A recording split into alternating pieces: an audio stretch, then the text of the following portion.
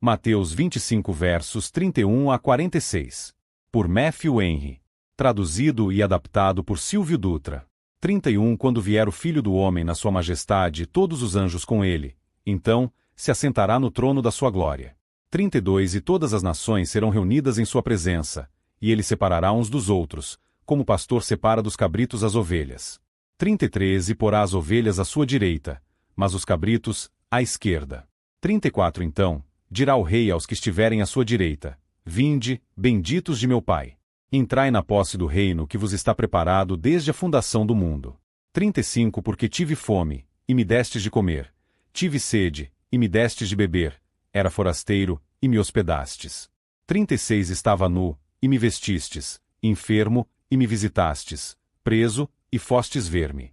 37 Então, perguntarão os justos: Senhor, quando foi que te vimos com fome e te demos de comer? Ou com sede e te demos de beber? 38 E quando te vimos forasteiro e te hospedamos? Ou nu e te vestimos? 39 E quando te vimos enfermo ou preso e te fomos visitar? 40 O rei, respondendo, lhes dirá: Em verdade vos afirmo que, sempre que o fizestes a um destes meus pequeninos irmãos, a mim o fizestes.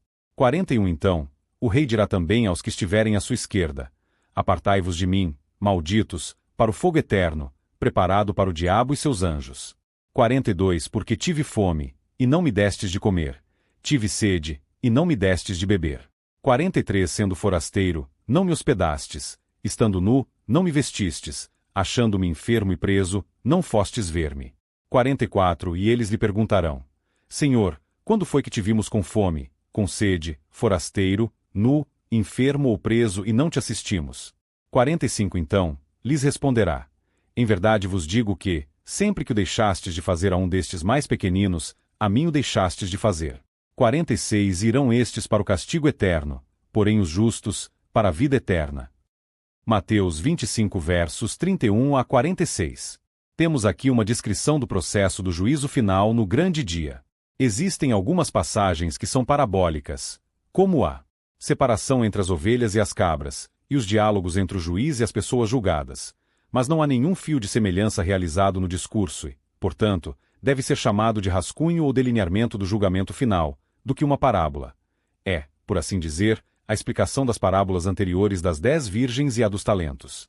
Nota do tradutor. É muito importante este destaque apresentado pelo autor para que não se considere aquilo que nosso Senhor Jesus Cristo falou na ocasião da descrição do que ocorreria em sua volta neste texto de Mateus 25, como um retrato exato de tudo quanto ocorrerá naquela ocasião. E isto nos livra dos muitos erros que são comumente cometidos por aqueles que se entregam a uma interpretação exata literal, pois há de fato este sentido parabólico, como se deve entender inclusive pelas duas parábolas apresentadas anteriormente pelo Senhor na ocasião, e que haviam sido feitas por ele com o intuito de ilustrar como seria a sua volta, e que haveria recompensas para aqueles que vigiassem e se aplicassem aos interesses do seu reino, e um castigo eterno para aqueles que o desprezassem e rejeitassem. As coisas que Jesus falou em todo o capítulo 25 de Mateus demonstram antes de tudo a sua exortação aos seus discípulos a se dedicarem seriamente a uma diligência cada vez maior, conforme confirmada pelo apóstolo Pedro, em Pedro 5.10, também pelo autor de Hebreus, e pelos demais apóstolos em suas epístolas, porque esta é a única forma de se confirmar a nossa vocação e eleição, para a garantia de uma entrada amplamente suprida no reino de Deus, pois sem diligência é impossível perseverar na santificação sem a qual ninguém verá o Senhor. E aqui temos a colocação do juiz no tribunal, v. 31, quando o Filho do Homem vier.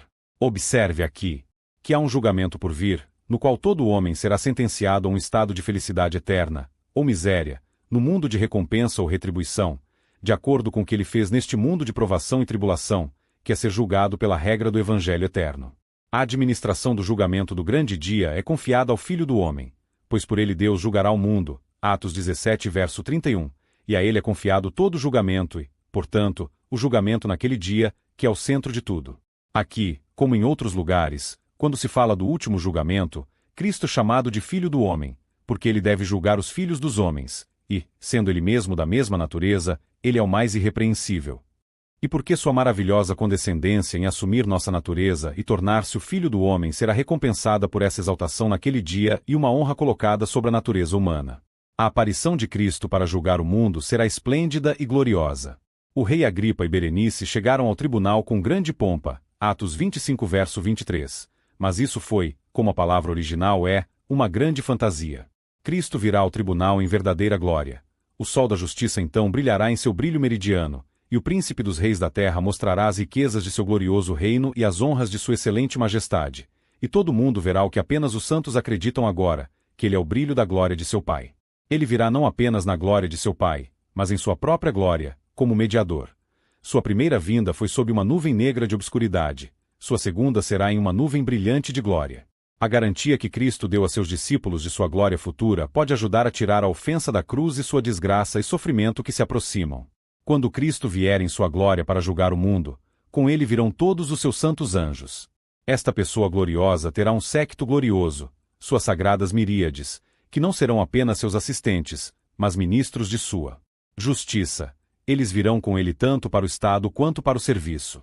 Eles devem vir para convocar o tribunal, 1 Tessalonicenses 4 verso 16, para reunir os eleitos, Mateus 24 verso 31, para recolher o joio, Mateus 13 verso 40, para serem testemunhas da glória dos santos, Lucas 12 verso 8, e da miséria dos pecadores, Apocalipse 14 verso 10. Ele então se sentará no trono de sua glória. Ele está agora sentado com o Pai em seu trono, e é um trono de graça, ao qual podemos chegar com ousadia. É um trono de governo, o trono de seu pai Davi. Ele é um sacerdote naquele trono, mas então ele se assentará no trono da glória, o trono do julgamento.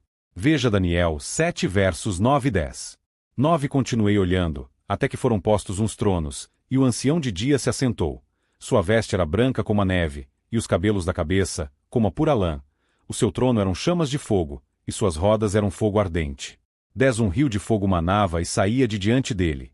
Milhares de milhares o serviam, e miríades de miríades estavam diante dele. Assentou-se o tribunal, e se abriram os livros. O trono de Salomão, embora não existisse igual em nenhum reino, era apenas um monturo para ele. Cristo, nos dias de sua carne, foi denunciado como prisioneiro no tribunal, mas em sua segunda vinda, ele se sentará como juiz no tribunal. Comparecimento de todos os filhos dos homens diante dele, verso 32. Diante dele serão reunidas todas as nações. Observe que o julgamento do grande dia será um julgamento geral. Todos devem ser convocados perante o tribunal de Cristo. Todos de todas as épocas do mundo, desde o início até o fim dos tempos. Todos de todos os lugares da terra, mesmo dos cantos mais remotos do mundo, os mais obscuros e distantes uns dos outros. Todas as nações, todas aquelas nações de homens que são feitas de um sangue, para habitar em toda a face da terra. A distinção que será feita entre o precioso e o vil, ele os separará uns dos outros, como o joio e o trigo são separados na colheita, o peixe bom e o ruim na praia, o milho e a palha no chão. Iníquos e piedosos aqui habitam juntos nos mesmos reinos, cidades, igrejas, famílias, e certamente não são distinguíveis uns dos outros. Tais são as fraquezas dos santos, tais as hipocrisias dos pecadores, e um evento para ambos. Mas naquele dia eles serão separados e separados para sempre. Então retornareis e discernireis entre o justo e o ímpio. Mal 3. 18 Eles não podem separar-se uns dos outros neste mundo. 1 Cor. 5:10. Nem ninguém pode separá-los. Mateus 13 verso 29. Mas o Senhor conhece os que são dele e pode separá-los. Esta separação será tão exata, que os santos mais insignificantes não serão perdidos na multidão de pecadores, nem o pecador mais plausível escondido na multidão de santos. Salmo 1 verso 5. Mas cada um irá para seu próprio lugar. Isso é comparado à divisão de um pastor entre as ovelhas e as cabras. É tirado de Ezequiel 34 verso 17. Quanto a vós outras, ó ovelhas minhas, assim diz o Senhor Deus, eis que julgarei entre ovelhas e ovelhas, entre carneiros e bodes. Observe. Jesus Cristo é o grande pastor. Ele agora alimentar seu rebanho como um pastor. Em breve distinguirá entre os que são dele e os que não são, como Labão separou suas ovelhas das de Jacó e estabeleceu uma jornada de 3 dias entre elas. Gênesis 30 versos 35 e 36. Os piedosos são como ovelhas, inocentes, brandos, pacientes, úteis. Os ímpios são como cabras, um tipo de animal inferior, incontrolado e indisciplinado. As ovelhas e cabras estão aqui se alimentando o dia todo no mesmo pasto, mas serão confinadas à noite em redis diferentes. Estando assim dividido, ele colocará as ovelhas à sua direita e os cabritos à sua esquerda. Verso 33. Cristo dá honra aos piedosos, assim como mostramos respeito aos que colocamos à nossa direita. Mas os ímpios se levantarão para a vergonha eterna. Daniel 12 verso 2. Não é dito que ele colocará os ricos à sua direita e os pobres à sua esquerda, os eruditos e nobres à sua direita, e os incultos e desprezados à sua esquerda, mas o piedoso à sua direita e o ímpio à sua esquerda. Todas as outras divisões e subdivisões serão então abolidas, mas a grande distinção dos homens em santos e pecadores, santificados e não santificados, permanecerá para sempre, e o estado eterno dos homens será determinado por ela. Os ímpios receberam como canhotos as bênçãos, riquezas e honras, e assim serão dedicados. O processo do julgamento relativo a cada um deles. Com relação aos piedosos, à direita.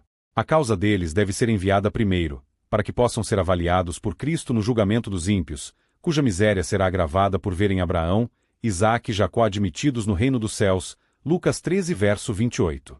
Observe aqui. 1. A glória conferida a eles. A sentença pela qual eles não serão apenas absolvidos, mas preferidos e recompensados. Verso 34.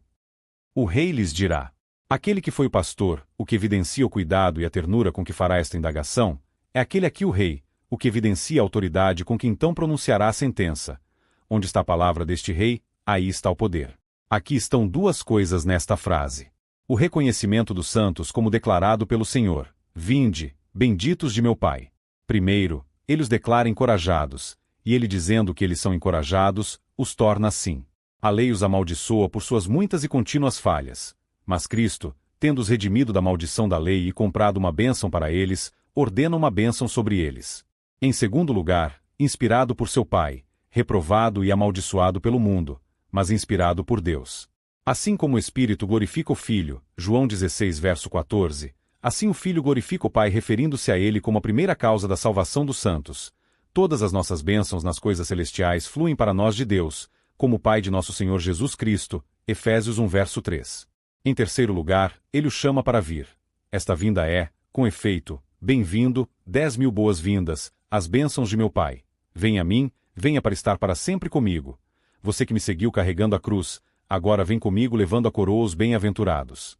De meu Pai são os amados de minha alma, que por muito tempo permanecem longe de mim. Venha, agora, venha para o meu seio, venha para os meus braços, venha para os meus mais queridos abraços. Então venha com ousadia ao trono da glória. E esta palavra segura o cetro de ouro, com a certeza de que nossos pedidos serão atendidos para mais da metade do reino. Agora o Espírito diz, vem, na palavra, e a noiva diz, vem, em oração, e o resultado disso é uma doce comunhão, senão a perfeição da bem-aventurança será quando o rei disser, vem. A admissão dos santos na bem-aventurança e reino do Pai, herde o reino preparado para você. Primeiro, a felicidade que eles terão é muito rica. Somos protegidos do que seja por aquele que tinha motivos para conhecê-lo, tendo comprado para eles e possuído por si mesmo. É um reino, que é considerado o bem mais valioso da terra e inclui a maior riqueza e honra. Aqueles que herdam reinos, usam todas as glórias da coroa, desfrutam de todos os prazeres da corte e comandam os tesouros peculiares das províncias. No entanto, isso é apenas uma leve semelhança com as felicidades dos santos no céu. Aqueles que aqui são mendigos, prisioneiros, considerados como a escória de todas as coisas, herdarão um reino. Salmo 113 verso 7. Apocalipse 2 versos 26 e 27. É um reino preparado. A felicidade deve ser grande, pois é produto dos desígnios divinos. Observe que há uma grande preparação feita para o entretenimento dos santos no reino da glória. O Pai o projetou para eles em seus pensamentos de amor e providência para eles na grandeza de sua sabedoria e poder. O Filho comprou para eles e entrou como precursor para preparar um lugar. João 14 verso 2. E o bendito Espírito, ao prepará-los para o reino, na verdade, está preparando para eles. Está preparado para eles. Isso indica 1. A sustentação dessa felicidade. É em todos os pontos adaptados à natureza de uma alma e à nova natureza de uma alma santificada. 2. Sua propriedade e interesse nela. É preparado de propósito para eles. Não apenas para aqueles como você, mas para você, você por nome, você pessoalmente e particularmente, que foi escolhido para a salvação pela santificação. É preparado desde a fundação do mundo. Essa felicidade foi projetada para os santos, e eles para ela, antes do início dos tempos, desde toda a eternidade, Efésios 1 verso 4. O fim, que é o último na execução, é o primeiro na intenção. A sabedoria infinita teve em vista a eterna glorificação dos santos, desde a primeira fundação da criação. Todas as coisas são por amor de vocês. 2 Cor. 4:15. Ou denota a preparação do local dessa felicidade, que deve ser a sede e a habitação dos adornados, bem no início da obra da criação, general. E 1. Lá no céu dos céus as estrelas da manhã cantavam juntas, quando os fundamentos da terra foram firmados. Jó 38 versos 4 a 7. Em segundo lugar, o obrigatório pelo qual eles o manterão e o possuirão é muito bom, eles o herdarão. O que chegamos por herança não é obtido por qualquer aquisição nossa, mas puramente, como os advogados expressam, pelo ato de Deus.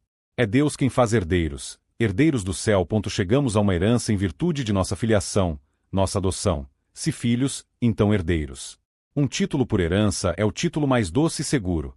Aludem a posses na terra de Canaã, que passaram por herança e não seriam alienadas por mais tempo do que o ano do jubileu. Assim, a herança celestial é irrevogável e inalienável. Os santos, neste mundo, são como herdeiros menores de idade, tutelados e governados até o tempo determinado pelo Pai. Gálatas 4 versos 1 e 2. Então eles serão colocados em plena posse aquilo que agora, pela graça, eles têm direito. Venha e herde-o. Nota do tradutor. Louvado seja Deus por ter inspirado seu servo Matthew Henry a fazer toda esta exposição segundo as próprias palavras de nosso Senhor Jesus Cristo em Mateus 25 versos 31 a 46. De modo que nada foi omitido ou furtado da glória do Senhor como Redentor, Salvador em tudo que ele é para os santos, inclusive na própria santificação e glorificação futura deles, em que ele se tornou tudo para todos em tudo. Muitos comentaristas fazem ênfase nas obras propriamente ditas que foram realizadas por aqueles que são designados como ovelhas no texto, chegando mesmo, muitos deles a fazerem delas a própria causa da salvação destas ovelhas, o que é muito incorreto e contrário ao ensino geral das Escrituras, pois a salvação é pela graça, mediante a fé, sem o concurso das obras, as quais não são causa, mas consequência de um viver santo depois de se ter sido salvo pela graça, mediante a fé. Quantos há que se entregam hipocritamente a obras de beneficência, e que não foram justificados e santificados por Cristo, seguindo com suas vidas ímpias, e a respeito destes o próprio Senhor Jesus testifica. 15. Acautelai-vos dos falsos profetas, que se vos apresentam disfarçados em ovelhas, mas por dentro são lobos roubadores. 16. Pelos seus frutos os conhecereis. Colhem-se, porventura, uvas dos espinheiros ou figos dos abrolhos. 17. Assim, toda árvore boa produz bons frutos, porém a árvore má produz frutos maus. 18. Não pode a árvore boa produzir frutos maus, nem a árvore má produzir frutos bons. 19. Toda árvore que não produz bom fruto é cortada e lançada ao fogo. 20. Assim, pois, pelos seus frutos os conhecereis. 21. Nem todo o que me diz, Senhor, Senhor, entrará no reino dos céus, mas aquele que faz a vontade de meu Pai, que está nos céus. 22. Muitos, naquele dia, hão de dizer-me, Senhor, Senhor, porventura, não temos nós profetizado em teu nome, e em teu nome não expelimos demônios, e em teu nome não fizemos muitos milagres. 23. Então, lhes direi explicitamente, nunca vos conheci. Apartai-vos de mim, os que praticais a iniquidade. Mateus 7 versos 15 a 23. No capítulo imediatamente seguinte ao do nosso texto de Mateus 25.31-46, está registrado como Jesus considerou o ato de uma mulher, que ungiu para o seu sepultamento como um ato excelente e pelo qual refutou o argumento dos apóstolos de que aquele dinheiro relativo ao valor do bálsamo precioso poderia ser repartido com os pobres, dizendo que eles sempre teriam os pobres com eles, mas a ele nem sempre teriam. 6 Ora, estando Jesus em Betânia, em casa de Simão, o leproso. 7 Aproximou-se dele uma mulher, trazendo um vaso de alabastro cheio de precioso bálsamo, que lhe derramou sobre a cabeça, estando ele à mesa. 8 Vendo isto, indignaram-se os discípulos e disseram, para que este desperdício? 9 Pois este perfume podia ser vendido por muito dinheiro e dar-se aos pobres. 10 Mas Jesus, sabendo disto, disse-lhes, por que molestais esta mulher? Ela praticou boa ação para comigo. 11 Porque os pobres, sempre os tendes convosco, mas a mim nem sempre me tendes. 12 Pois, derramando este perfume sobre o meu corpo, ela o fez para o meu sepultamento. 13 Em verdade vos digo, onde for pregado em todo o mundo este evangelho, será também contado o que ela fez, para a memória sua. Mateus 26 versos 6 a 13. No próprio grupo dos 12 apóstolos havia um que fingia ser muito interessado nas obras sociais em favor dos pobres, mas que era na verdade um ladrão, a saber, Judas.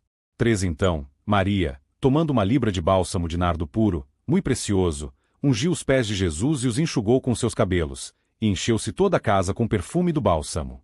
4 Mas Judas Iscariotes, um dos seus discípulos, o que estava para traí-lo, disse: 5 Por que não se vendeu este perfume por 300 denários e não se deu aos pobres? 6 Isto disse ele, não porque tivesse cuidado dos pobres, mas porque era ladrão e, tendo a bolsa, tirava o que nela se lançava. 7 Jesus, entretanto, disse, deixa, que ela guarde isto para o dia em que me embalsamarem. 8 Porque os pobres, sempre os tendes convosco, mas a mim nem sempre me tendes. João 12 versos 3 a 8. Assim, vemos que não se pode considerar as obras como um fim em si mesmas, mas sempre considerar quem são aqueles que as praticam, e com que intenção e finalidade as realizam, e se antes, suas pessoas são aceitáveis a Deus, que é a condição necessária para que as obras sejam também aceitas, e diga-se de passagem, que sem pertencer a Jesus, por um novo nascimento do Espírito, nenhuma pessoa ou suas obras podem ser aceitas por Deus. 2. A base disso, versos 35 e 36, porque eu estava com fome e vocês me deram de comer. Não podemos, portanto, inferir que quaisquer boas palavras nossas mereçam a felicidade do céu, por qualquer valor intrínseco ou excelência nelas. Nossa bondade não se estende a Deus, mas é claro que Jesus Cristo julgará o mundo pela mesma regra pela qual ele o governa e, portanto, recompensará aqueles que foram obedientes a essa lei. E será feita menção de sua obediência, não como título, mas como evidência de interesse em Cristo e em sua compra. Essa felicidade será concedida aos crentes obedientes, não com base em um quantum eruit, uma estimativa de mérito, que supõe uma proporção entre o trabalho e a recompensa, mas sobre a promessa de Deus comprada por Jesus Cristo, e o benefício disso garantido sob certas condições e limitação, e a compra e a promessa que dão título, e obedecer é apenas a qualificação da pessoa designada. A herança preservada por escritura ou testamento mediante condição, quando a condição ocorreu segundo a verdadeira intenção do doador ou testador, torna-se absoluta.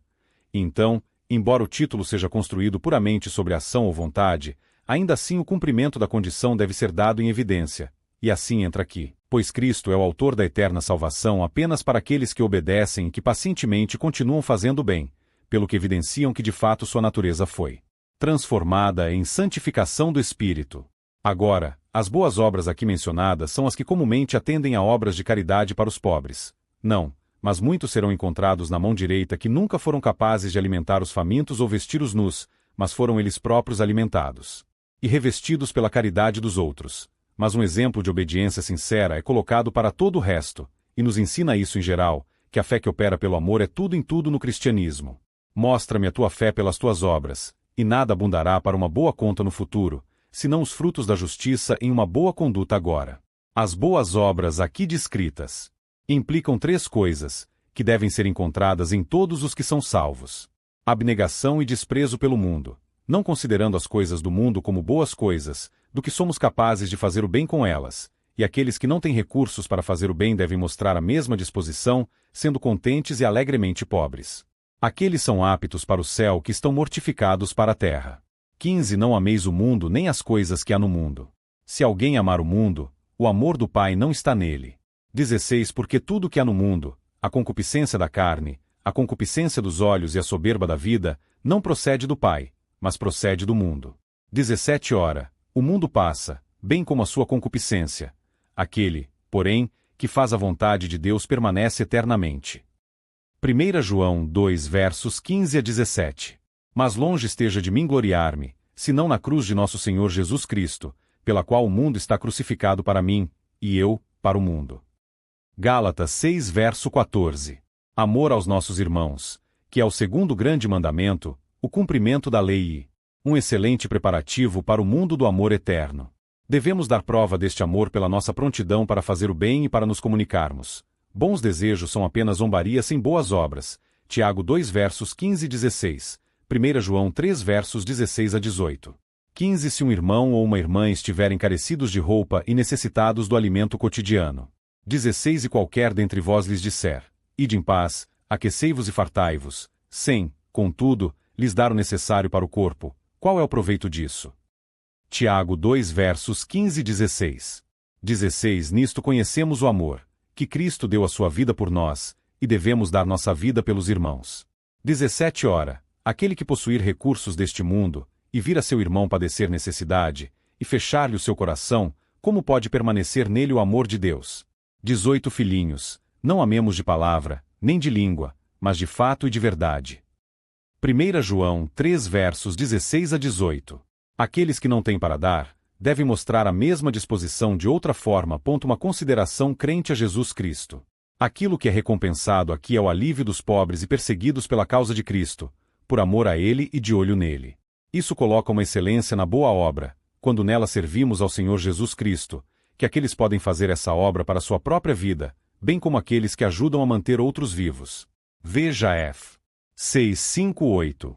Essas boas obras serão então aceitas, as quais são feitas em nome do Senhor Jesus. Coloenses 3 versos 17. 5 Quanto a vós outros, servos, obedecei a vosso Senhor segundo a carne com temor e tremor, na sinceridade do vosso coração, como a Cristo. 6 Não servindo à vista, como para agradar a homens, mas como servos de Cristo, fazendo, de coração, a vontade de Deus. 7 Servindo de boa vontade, como ao Senhor e não como a homens. 8 Certos de que cada um, se fizer alguma coisa boa, receberá isso outra vez do Senhor, quer seja servo, quer livre. F. 6:5-8. E tudo o que fizerdes, seja em palavra, seja em ação, fazei-o em nome do Senhor Jesus, dando por ele graças a Deus Pai. Colossenses 3 verso 17. Eu estava com fome, isto é, meus discípulos e seguidores estavam, seja pelas perseguições de inimigos por fazer o bem, seja pelas dispensações comuns da providência, pois nestas coisas há um evento para os justos e iníquos, e você deu-lhes alimento. Observe, em primeiro lugar, que a providência ordena e dispõe das circunstâncias de seu povo neste mundo de maneira tão variada que, enquanto alguns estão em condições de dar alívio, outros precisam. Não é novidade para aqueles que são festejados com as iguarias do céu ter fome e sede, e ter falta de comida diária. Para aqueles que estão em casa em Deus, por serem estrangeiros em uma terra estranha. Por aqueles que se vestiram de Cristo, e têm falta de roupas para mantê-los aquecidos. Por aqueles que têm almas saudáveis, ou para os que têm corpos enfermos, e para os que estão na prisão por causa do amor ao Evangelho, e que Cristo libertou. Em segundo lugar, as obras de caridade e de beneficência, conforme a nossa capacidade, são necessárias à salvação, e há mais estresse sobre eles no julgamento do grande dia, do que comumente se imagina.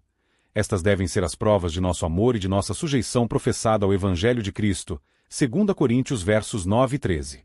Mas aqueles que não demonstram misericórdia, terão julgamento sem misericórdia.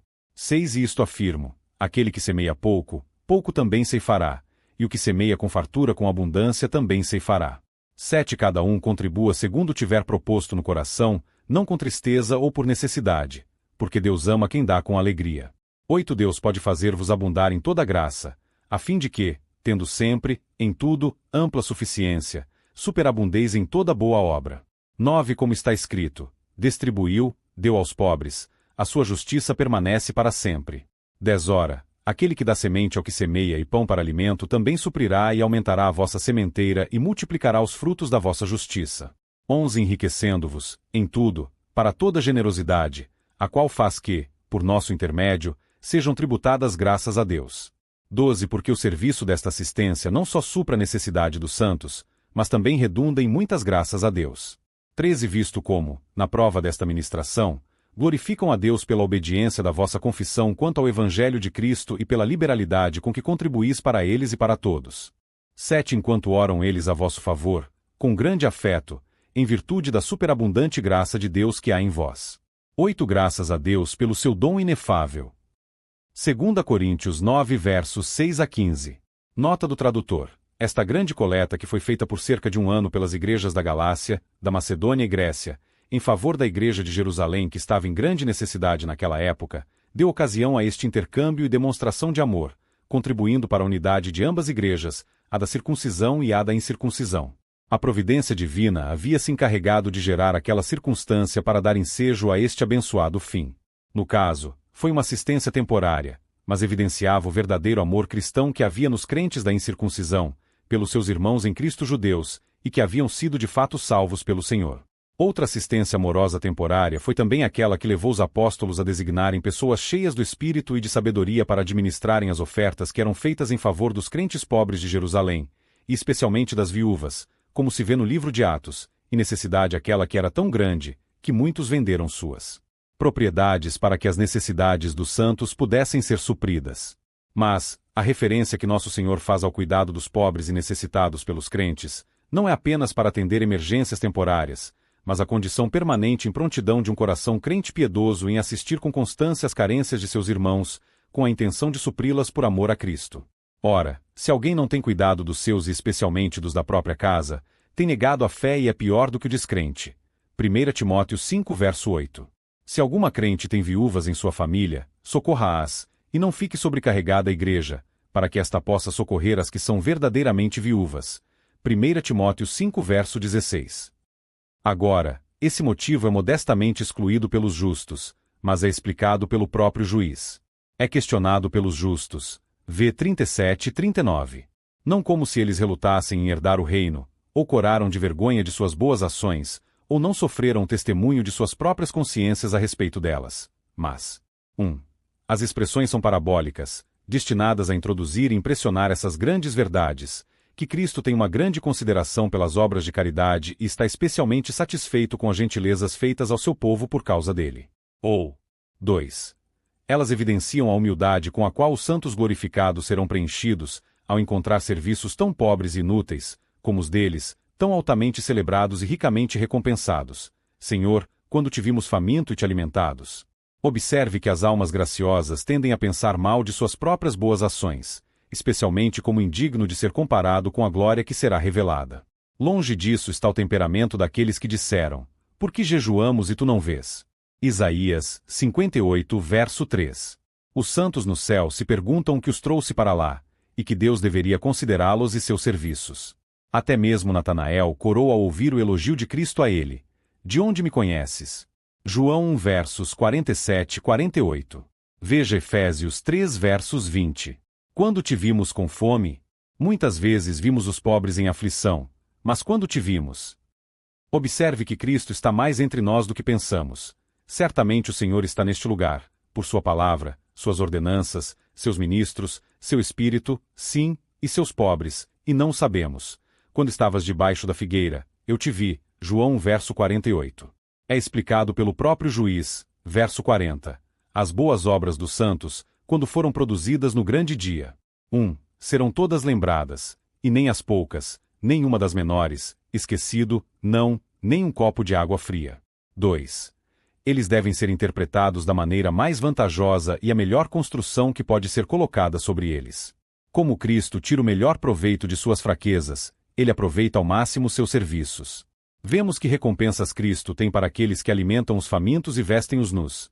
Mas o que será dos piedosos pobres, que não tinham meios para fazê-lo? Eles devem ser excluídos? Não. Cristo os reconhecerá, mesmo os menores deles, como seus irmãos. Ele não se envergonhará, nem pensará que é depreciativo para ele, chamá-los de irmãos. Hebreus 2 verso 11. No auge de sua glória, ele não repudiará seus pobres. Lázaro está deitado em seu seio, como amigo, como irmão. Assim, ele os confessará. Capítulo 10 versos 32. Ele aceitará a bondade feita a eles, como feita a si mesmo. Vocês fizeram isso comigo, o que mostra respeito pelos pobres que foram socorridos, bem como pelos ricos que o socorreram. Observe que Cristo defende a causa de seu povo e se interessa por eles, e se considera recebido, amado e possuído por eles. Se o próprio Cristo estivesse entre nós na pobreza, com que facilidade o aliviaríamos? Na prisão, com que frequência o visitaríamos? Estamos prontos para invejar a honra que tiveram aqueles que ministraram a ele com suas posses. Lucas 8. 3. Onde quer que haja pobres santos e pobres ministros, ali Cristo está pronto para receber nossa bondade neles, e eles serão colocados em sua conta. Nota do tradutor. No fechamento desta assistência feita pelos santos, é digno de nota que a graça de Jesus na nossa salvação é de tal extensão, que pode cobrir muitas faltas e deficiências de nossa parte, inclusive nesta particularidade, pois ele pesa com justiça todos os motivos destas fraquezas, uma vez que sempre há circunstâncias a serem consideradas, que muitas vezes nos levarão a agir como o apóstolo Paulo, que sendo abandonado por todos os crentes na fase final de sua prisão em Roma, que culminaria com seu martírio, ele os desculpa e não lança qualquer juízo infamatório ou condenatório sobre eles, pois visitá-lo na prisão naquela ocasião implicaria risco de morte pelo Romanos para o visitante sob a alegação de se achar associado ao apóstolo. Na minha primeira defesa, ninguém foi a meu favor. Antes, todos me abandonaram. Que isto não lhe seja posto em conta. 2 Timóteo 4 verso 16. 2. Aqui está o processo referente aos ímpios, aqueles à esquerda. E nisto temos 1. A sentença proferida sobre eles. Verso 41. Era uma vergonha estar na mão esquerda, mas isso não é o pior. Ele lhes dirá: apartai-vos de mim, malditos. Cada palavra contém terror, como a trombeta no Monte Sinai, crescendo cada vez mais alto, cada sotaque cada vez mais triste e exclusivo de conforto. Estar tão perto de Cristo era uma certa graça, embora sob suas carrancas, mas isso não será permitido, afaste-se de mim. Neste mundo, eles foram frequentemente chamados para vir a Cristo, para vir para a vida e descanso, mas fizeram ouvidos mudos aos seus apelos. Justamente, portanto, eles são convidados a se afastar de Cristo, que não viriam a ele. Afaste-se de mim, a fonte de todo bem, de mim, o Salvador e, portanto, de toda esperança de salvação. Nunca mais terei nada a dizer ou fazer com vocês. Aqui eles disseram ao Todo-Poderoso, afaste-se de nós, então ele escolherá suas ilusões e lhes dirá, afastem-se de mim. Observe que é o inferno afastar-se de Cristo. Se eles devem partir, e se afastar de Cristo, eles não podem ser dispensados com uma bênção, com uma palavra gentil e compassiva pelo menos. Não, partam, malditos. Aqueles que não querem vir a Cristo, para herdar uma bênção, devem se afastar dele sob o peso de uma maldição, aquela maldição da lei sobre todo aquele que a quebra. Gal 3:10. Como eles amaram a maldição, assim a aceitaram com eles. Mas observe, os justos são chamados de recomendados por meu Pai, pois a bem-aventurança deles é devida puramente à graça de Deus e sua bênção, mas os ímpios são chamados apenas de malditos, pois a testemunha deles é deles mesmos. Deus os vendeu? Não, eles se venderam, colocaram-se sob a maldição. Isaías 1 verso 1. Se eles devem partir, e partir com uma maldição, eles não podem ir para algum lugar de conforto e descanso? Não será miséria suficiente para eles lamentarem sua perda? Não, há uma punição de sentido, bem como perda. Eles devem partir para o fogo, para um tormento tão doloroso quanto do fogo é para o corpo, e muito mais. Este fogo é a ira do Deus eterno que se abate sobre as almas culpadas e as consciências dos pecadores que se fizeram combustível para isso. Nosso Deus é um fogo consumidor, e os pecadores caem imediatamente em suas mãos. Hebreus 10 verso 31, Romanos 2 versos 8 e 9. 26 Porque, se vivermos deliberadamente em pecado, depois de termos recebido o pleno conhecimento da verdade, já não resta sacrifício pelos pecados. 27 Pelo contrário, certa expectação horrível de juízo e fogo vingador prestes a consumir os adversários. 28 Sem misericórdia morre pelo depoimento de 2 ou 3 testemunhas quem tiver rejeitado a lei de Moisés. 29 De quanto mais severo castigo julgais vós, será considerado digno aquele que calcou aos pés o Filho de Deus, e profanou o sangue da aliança com o qual foi santificado, e ultrajou o Espírito da graça. 30 Ora, nós conhecemos aquele que disse, a mim pertence a vingança, eu retribuirei. E outra vez, o Senhor julgará o seu povo. 31 Horrível coisa é cair nas mãos do Deus vivo. Hebreus 10, versoa 26 a 31. 26 Aquele, cuja voz abalou, então, a terra. Agora, porém, ele promete, dizendo, ainda uma vez por todas, farei abalar não só a terra, mas também o céu. 27 Ora, esta palavra, ainda uma vez por todas, significa a remoção dessas coisas abaladas. Como tinham sido feitas, para que as coisas que não são abaladas permaneçam.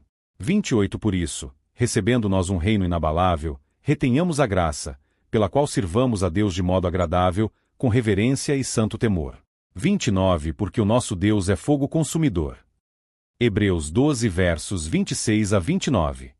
Se no fogo, não pode ser algum fogo leve ou suave. Não, é fogo preparado. É um tormento ordenado há muito tempo.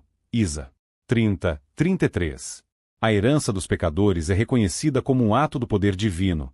Ele é capaz de lançar no inferno. Nos vasos da ira ele dá a conhecer o seu poder. É uma destruição da presença do Senhor e da glória de seu poder. Nele será visto o que um Deus provocado pode fazer para tornar miserável uma criatura motivada a viver em pecado. 5 Se no fogo, fogo preparado, que seja de curta duração, deixe-os passar pelo fogo. Não, o fogo da ira de Deus será fogo eterno. Um fogo que, prendendo e devorando almas imortais, nunca pode se apagar por falta de combustível. E, sendo aceso e mantido queimando pela ira de um Deus imortal, nunca pode sair por falta de ser soprado e incitado. Sendo para sempre excluídas as correntes de misericórdia e graça. Não há nada para extingui-lo. Se uma gota de água for negada para refrescar a língua, nunca serão concedidos baldes de água para apagar esta chama. 20 Havia também certo mendigo, chamado Lázaro, coberto de chagas, que jazia à porta daquele. 21 E desejava alimentar-se das migalhas que caíam da mesa do rico, e até os cães vinham lamber-lhe as úlceras. 22 Aconteceu morrer o mendigo e ser levado pelos anjos para o seio de Abraão. Morreu também o rico e foi sepultado. 23 No inferno, estando em tormentos, levantou os olhos e viu ao longe Abraão e Lázaro no seu seio. 24 Então, clamando, disse: Pai Abraão, tem misericórdia de mim. E manda Lázaro que molhe em água a ponta do dedo e me refresque a língua, porque estou atormentado nesta chama. 25 Disse, porém, Abraão: Filho, lembra-te de que recebeste os teus bens em tua vida, e Lázaro igualmente, os males. Agora, porém, aqui, ele está consolado, tu, em tormentos. Lucas 16 versos 20 a 25. 6 Se eles devem ser condenados a tal estado de miséria sem fim, eles não podem ter uma boa companhia lá? Não, ninguém além do diabo e seus anjos, seus inimigos jurados, que ajudaram a trazê-los a esta miséria, e triunfarão sobre eles nela. Eles serviram ao diabo enquanto viveram, portanto, são justamente condenados a estarem onde ele está, como aqueles que serviram a Cristo, são levados para estar com ele onde ele está.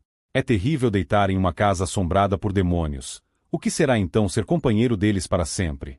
Observe aqui, primeiro, Cristo sugere que existe alguém que é o príncipe dos demônios, o líder da rebelião, e que o resto são seus anjos, seus mensageiros, por cuja agência ele apoia seu reino. Cristo e seus anjos triunfarão naquele dia sobre o dragão e os seus seguidores. Apocalipse 12 versos 7 e 8. Em segundo lugar, é dito que o fogo está preparado, não principalmente para os ímpios, pois o reino está preparado para os justos, mas foi originalmente destinado ao diabo e seus anjos. Se os pecadores se associarem a Satanás se adiantando às suas concupiscências, eles podem agradecer a si mesmos se tornarem participantes daquela miséria que foi preparada para o diabo e seus associados. Calvino observa sobre isso que, portanto, disse que o tormento dos condenados está preparado para o diabo e seus anjos, para cortar toda a esperança de escapar dele. O diabo e seus anjos já estão presos no poço, e os vermes da terra podem pensar em escapar? 2. A razão desta sentença atribuída. Os julgamentos de Deus são todos justos, e ele será justificado neles. Ele é o próprio juiz, e, portanto, os céus declararão sua justiça. Agora, tudo que é cobrado deles, em que a sentença se baseia, é omissão. Como, antes, o servo foi condenado, não por desperdiçar seu talento, mas por enterrá-lo. Então aqui, ele não diz: eu estava com fome e com sede, porque você tirou minha comida e bebeu minha água. Eu era um estranho, porque você me baniu. Nu, porque você me despiu. Na prisão, porque você me colocou lá. Mas, quando eu estava nessas aflições, você era tão egoísta, tão ocupado com sua própria facilidade e prazer, fez tanto de seu trabalho e estava tão relutante em se separar de seu dinheiro, que você não ministrou como você poderia ter feito para meu alívio e socorro. Você era como aqueles epicuristas que estavam à vontade em Sião e não se entristeceram pela aflição de José. Amós 6. 4:6. Observe que as omissões são a ruína de milhares. 3 Vós que imaginais estar longe o dia mau e fazeis chegar o trono da violência. 4 Que dormis em camas de marfim, e vos espreguiçais sobre o vosso leito, e comeis os cordeiros do rebanho e os bezerros do cevadouro.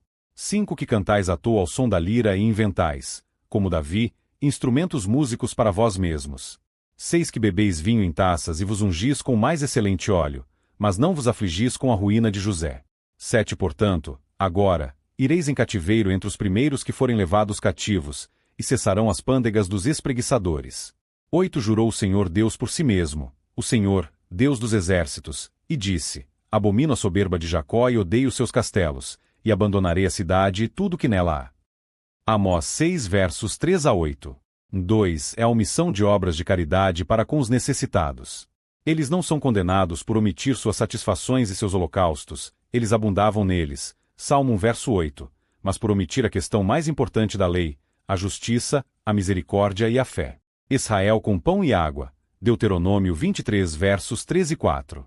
Observe que a falta de caridade para com os pobres é um pecado condenatório. Se não queremos ser levados às obras de caridade pela esperança da recompensa, deixemo-nos influenciar pelo temor do castigo, porque terão julgamento sem misericórdia aqueles que não usaram de misericórdia. Observe que ele não diz: eu estava doente, e você não me curou, na prisão, e você não me libertou. Talvez isso fosse mais do que eles poderiam fazer. Mas, você não me visitou, o que você poderia ter feito. Observe que os pecadores serão condenados, no grande dia, pela omissão do bem que estava em seu poder de fazer. Mas se o destino dos implacáveis é tão terrível, quanto mais intolerável será o destino dos cruéis, o destino dos perseguidores. Agora esta razão da sentença é: primeiro, contestado pelos condenados, verso 44. Senhor, quando te vimos com fome ou com sede? Pecadores condenados, embora não tenham nenhum argumento que o sustentem, ainda assim em vão oferecem desculpas. Agora, a maneira de suas súplicas indica sua captura atual. Eles abreviam, como homens apressados, quando te vimos com fome, ou com sede, ou nu. Eles se preocupam em não repetir a acusação, conscientes de sua própria culpa e incapazes de suportar os terrores do julgamento. Nem terão tempo para insistir em tais fundamentos frívolos, pois é tudo, como dizemos, senão brincadeira com o tribunal. O assunto de seu apelo revela sua desconsideração anterior daquilo que eles poderiam ter sabido, mas não saberiam até agora que era tarde demais. Aqueles que menosprezaram e perseguiram os pobres cristãos não reconheceriam que tinham menosprezado e perseguido a Cristo. Não, eles nunca pretenderam qualquer afronta a ele, nem esperaram que isso fosse tão importante. Eles imaginaram que era apenas uma companhia de pessoas pobres, fracas, tolas e desprezíveis, que faziam mais barulho do que necessário sobre religião, que eles desprezavam. Mas aqueles que o fizerem serão guardados, pois foi Jesus a quem perseguiram. E, se disserem, eis que não sabíamos, não considera aquele que pondera o coração? Provérbios 24 versos 11 e 12. 11 livros que estão sendo levados para a morte e salvos que cambaleiam indo para serem mortos. 12 se disseres, não soubemos, não perceberá aquele que pesa os corações? Não saberá aquele que atenta para a tua alma? E não pagará ele ao homem segundo as suas obras? Nota do tradutor. O mundo odeia o crente espiritual porque o seu ódio é primariamente contra Cristo que vive no crente. O que é carnal sempre odiará ou perseguirá o que é espiritual. Isto é ensinado claramente nas Escrituras e comprovado na experiência prática. Evidentemente, este ódio dos que são do mundo carnais é estendido à Bíblia e sobretudo ao Evangelho, porque Satanás está empenhado desde o princípio em desacreditar a Deus e a sua palavra, e como o mundo jaz no maligno, não é para se admirar que seus seguidores sejam usados por ele para perseguirem os crentes e o Evangelho em todas as partes da terra. Agora, por pressuposto, se alguém é amigo do Evangelho, como se costuma dizer em relação a crentes nominais ou mesmo pessoas incrédulas, e que, portanto, não foram justificados pela graça e regenerados pelo Espírito Santo, e ainda assim comunicam com as necessidades dos crentes, sob a alegação de que procuram fazer o bem sem se preocuparem com quem. Não se pense que com isto escaparão de se encontrarem à esquerda do Senhor naquele dia de julgamento, pois ninguém pode entrar no céu sem a regeneração e santificação do Espírito Santo, de modo que sempre deve ser considerado que a recompensa será dada até mesmo a um copo de água fria dado a alguém sedento. Mas Jesus destaca ao mesmo tempo que a recompensa será dada pelo reconhecimento da condição daquele a quem foi feita a ação, a saber, a de profeta, ou seja, a de um portador da mensagem do Evangelho. Não é pelo fazer o bem sem saber a quem que trará, portanto, qualquer recompensa ao que faz o ato beneficente. Nosso Senhor, em outra passagem, ensinou claramente que todas as esmolas, referindo-se à assistência de necessidades materiais, devem ser feitas em secreto, e como que para o próprio Deus, de forma que a intenção não seja interesseira, senão por verdadeiro amor ao próximo, e motivada pelo Espírito de Deus. Guardai-vos de exercer a vossa justiça diante dos homens, com o fim de ser desvistos por eles. Doutra sorte, não tereis galardão junto de vosso Pai Celeste. 2 Quando, pois, deres esmola, não toques trombeta diante de ti, como fazem os hipócritas, nas sinagogas e nas ruas, para serem glorificados pelos homens. Em verdade vos digo que eles já receberam a recompensa. 3 Tu, porém, ao dares a esmola, ignore a tua mão esquerda o que faz a tua mão direita. 4 Para que a tua esmola fique em secreto, e teu Pai, que vê em secreto, te recompensará. Mateus 6 versos 1 a 4. São tantos os pontos que evidenciam qual seja de fato a experiência de uma pessoa com a graça salvadora de Jesus Cristo, que não haveria tempo e espaço suficientes para apresentá-las e comentá-las devidamente. Mas, sugerimos que se estude tudo o que Jesus ensinou no Sermão do Monte em Mateus 5 a 7, para vermos que não houve da parte de Jesus, na apresentação das palavras de Mateus 25 versos 31 a 46, a intenção de definir em que consiste tudo o que acompanha uma vida verdadeiramente cristã. Em segundo lugar, justificado pelo juiz, que convencerá a todos os ímpios das palavras duras proferidas contra ele naqueles que são dele, Judas 15. Ele segue esta regra, verso 45. Na medida em que não fizestes a um destes menores, a mim não o fizestes. Observe que o que é feito contra os discípulos fiéis e seguidores de Cristo, mesmo o menor deles, é considerado feito contra si mesmo. Ele é reprovado e perseguido neles, pois eles são reprovados e perseguidos por causa dele, e em todas as suas aflições ele é afligido. Aquele que os toca, toca-o em uma parte não menos terna do que a menina de seus olhos.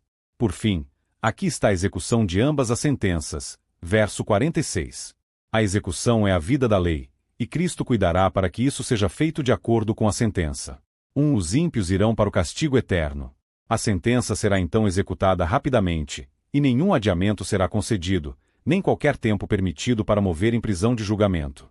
A execução dos ímpios é mencionada pela primeira vez, pois primeiro o joio é colhido e queimado. Observe. 1.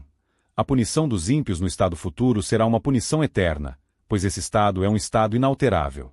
Não se pode pensar que os pecadores deveriam mudar suas próprias naturezas, nem que Deus deveria dar sua graça para mudá-los, quando neste mundo o dia da graça foi esquecido, o espírito da graça resistido e os meios da graça abusados e frustrados. 2. Os ímpios serão levados a esse castigo. Não que eles vão se declarar, não, eles são levados da luz para a escuridão, mas indica uma culpa irresistível e um desespero final de misericórdia. 2. Os justos irão para a vida eterna. Isto é, eles herdarão o reino. Verso 34. Observe. 1. O céu é vida, é todo felicidade. A vida da alma resulta de sua união com Deus pela mediação de Jesus Cristo, como a do corpo de sua união com a alma pelos espíritos animais. A vida celestial consiste na visão e na fruição de Deus, em perfeita conformidade com Ele e em comunhão imediata e ininterrupta com Ele. 2. É vida eterna. Não há morte para pôr fim à própria vida, nem velhice para pôr fim ao seu conforto, nem tristeza para amargá-la. Assim, a vida e a morte, o bem e o mal, a bênção e a maldição são colocadas diante de nós, para que possamos escolher nosso caminho, e assim será o nosso fim. 2 caminhos se abrem para aqueles que partem para fora do corpo. Os que se contaminaram com os vícios humanos e cederam às suas concupiscências ocupam um caminho que os conduzem para longe da Assembleia e do Conselho de Deus. Mas os retos e castos, os que foram menos contaminados pela carne imitaram, enquanto no corpo, a Jesus, eles acham fácil retornar aos seres sublimes de onde vieram.